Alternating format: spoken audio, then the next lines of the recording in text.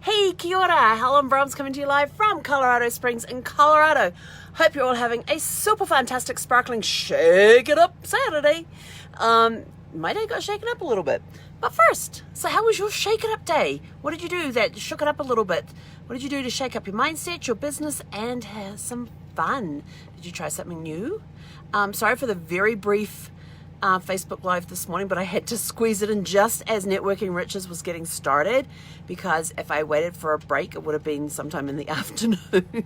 Actually, no, we did do a break like a couple hours later, but I wanted to make sure that I got it on this morning. So how was your Shake It Up Saturday? Mine was amazing. I got to attend Networking Riches today. I absolutely love Networking Riches. I can't remember how I lost count of the number of times Casey has done Networking Riches, but this time he concentrated a little bit more on online networking, which was awesome. So he talked about traditional networking things, and then he brought it online, how to do it online, and that sort of stuff as well. It was an amazing event. I think I've only missed 2 of the Networking Riches events. One of them was, I think, was just after Brad passed or just before Brad passed. I know I've even done one from Brad's bedside in the hospital one time. Absolutely love these events. I always end up taking pages of notes, which I have done yet again. And sometimes I'm writing down stuff that I know I've written down before, but this time it's making more sense. Yes, I wrote it down last time because that's an important piece. I got to write that down. But I didn't action it, or it just didn't gel. And then the next time I write it down, it's like, oh, that's what he means by that. So there's lots of little pivot moments like that too. And starting a new business, it's finding out what is the lifetime value of a client, and not having all those numbers available yet. Then it's putting down on paper, what do I want my ideal client to be worth, lifetime value of my ideal client to be worth. So that was good because I was able to sit down and work that out, and then working on who is my ideal client for the genealogy business. So getting a little more detailed with that, which was always awesome. So I got lots of good stuff today, made some great connections today. I already have meetings set up over the next week with people that I met. Some I met today, some I already knew. So I already have meetings set up. My calendar is slowly filling up. And it looks like either Wednesday or Thursday is going to be a travel day as well. So not sure where I'm going after this, but not sure if I'm going to stay in the Colorado Springs area, or if I'm going to start the trek back to California. Kind of not sure if I want to go back to California, although I do need to go back and catch up with the family, with the kids and the grandkids, and see them, since I haven't seen any of them since beginning of February. So it's been a while. And then the other thing I wanted to talk about today is, don't have any genealogy questions to answer for you today. I do have genealogy questions that have come in. I just don't have the mental capacity right now to do them. It's because one thing with Networking Riches is that it is a long day, but the information is so valuable, and my brain's busy processing that it just can't think about genealogy right now. So I do have more questions coming, so tune in tomorrow night at 4 p.m. Pacific to find out what the next question is. And if you have any questions on genealogy, just shoot me a private message with your question, and we will get it answered for you on one of the Facebook Lives coming up. But the other thing I want to talk about today, 15 years ago today, the 8th of the 8th, 2005, is, let's see, what happened that day? Oh, that's right. So that day, I got a call. I had a letter that I had to show up at a certain place for an interview. And I went in and did an interview and a test. So I went in and I did the interview and the test. And this has been a 3-year process. 3-year process? No, it actually been a 5-year process. It had been almost 5-year process. Hang on, when did we start that process? No, just over 4 years. It was just over 4 years. Just over a 4-year process. So I got this letter that I had to go and do this interview and do some testing. So I went in, did the interview and the testing, got told I had to come back at 1 o'clock. And I'm like, oh. But I had to be back by 12:30 for for a ceremony at 1 o'clock. And I'm like, what happens? And they said, oh, you need to come back by 1 o'clock. And I'm like, why? And they said, so you can be sworn in. And that was the day that I became a US citizen. So 15 years ago today at 1 p.m. Eastern time, I became a US citizen. So that's what happened 15 years ago today. And we weren't expecting that at all.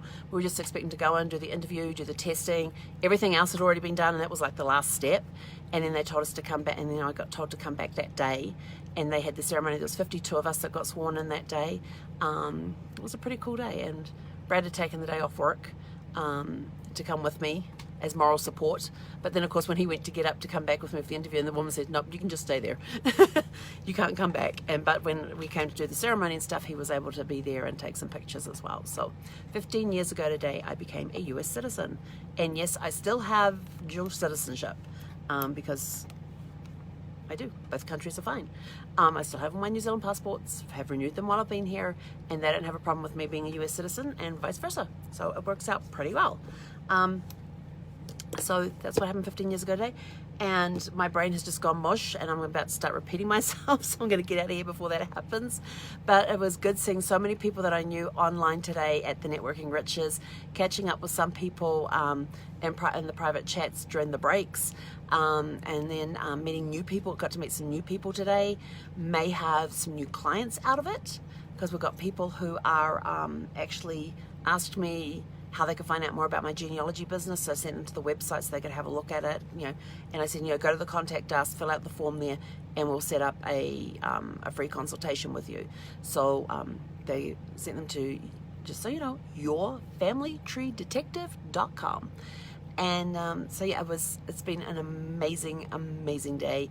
And I actually did start off with eyeliner and mascara on the lower lashes, but I was giving a testimony today about my story with the platinum in a circle, and I try not to cry when I talk about it, but it just doesn't work.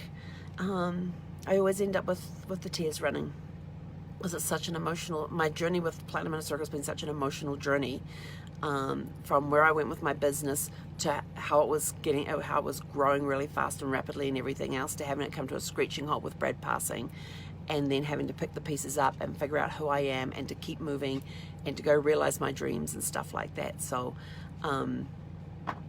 it always catches me every time, and I try every time to get through it without the tears. It just doesn't work. It just doesn't work. And I'm sorry to all of those who were sitting there, because I could see the tissues coming out on some people as well. I can see some people dabbing their eyes too, like I was. So I'm sorry. Not really, because it's all part of the journey. It's part of my story. It's part of my journey of how I am, and I am who I am. And if you don't like it, tough. If you do, great. But anyway, I'm waffling. I know I'm tired, and that's what Brad used to tell me when I just started going. You go, Helen. I go, yes. You can just go take a nap or go to bed. I'd be like, why? He says, you're tired. He says, you're overtired and you're talking too much. So before I get too much with the yap, I'm out of here. Oh. Hello. Did you come up to say hello? Oh, she's brought me her bone. This is her bone. She tried to bring it to bed last night. Are you going to say hello? Siffy. Hey. Hi. Yeah, she tried to bring her bone to bed last night, and I was like, yeah, no, that thing is not coming into bed with us.